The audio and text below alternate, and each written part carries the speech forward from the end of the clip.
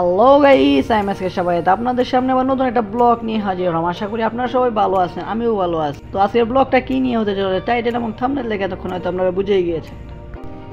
চলুন দেরি না করে ভিডিওটা শুরু করা যাক।